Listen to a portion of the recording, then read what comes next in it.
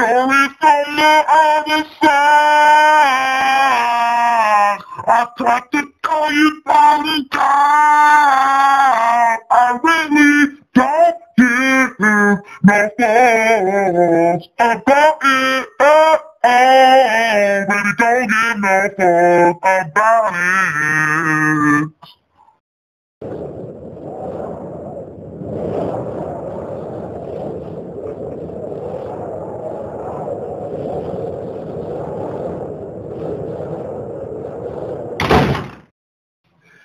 Welcome, friends and strangers, to the critically acclaimed Tales from the Other Side, a series of log entries that will give you, the reader, complete, uncensored access to the life that is Coyote Man.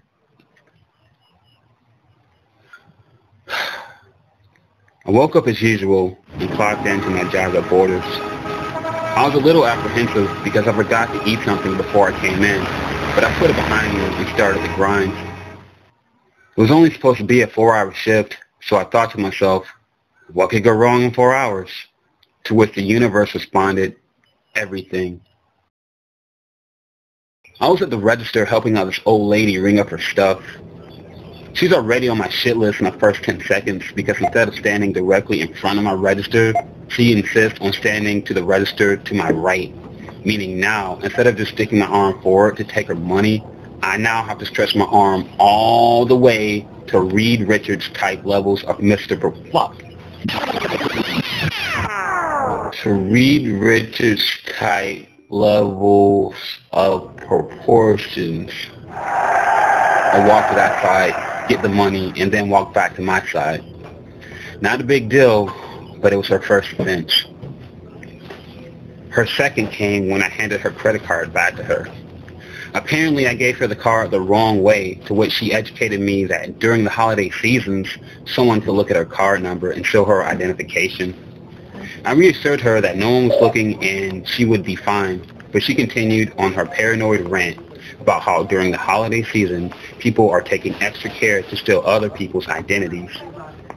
Not wanting to be bested by her paranoia, I continued to tell her that no one was paying attention to us and that her identity was safe.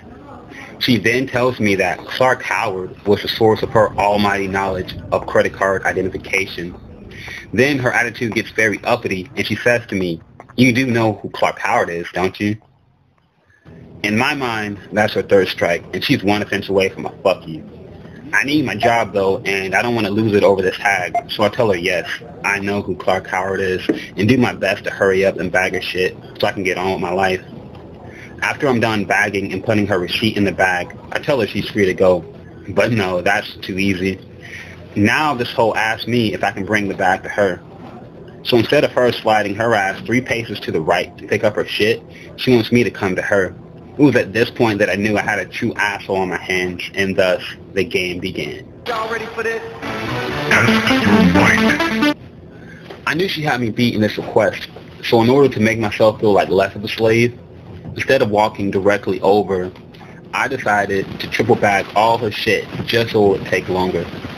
Then, even though I only had to walk 3 paces from my register to the next to give it to her, I made sure to walk very slowly, just to make her wait longer. At this point, I'm thinking, game over. Nope. Now, after barely looking through her bag, she decides she can't find a receipt and wants me to get it for her. I mildly use my index and middle finger to gently leaf through her bag as if it were a piece of garbage. When I saw her receipt, I told her where it was, and she got it out. This was a critical moment in the battle, and with no other angle at her disposal to annoy me with, she began to walk away. But before she could leave, I shot out to her, giving her the old 1-2. Are you sure you have everything? Can I help you with anything else? Because every passive-aggressive argument ends with as many compliments as you can throw out at the last minute.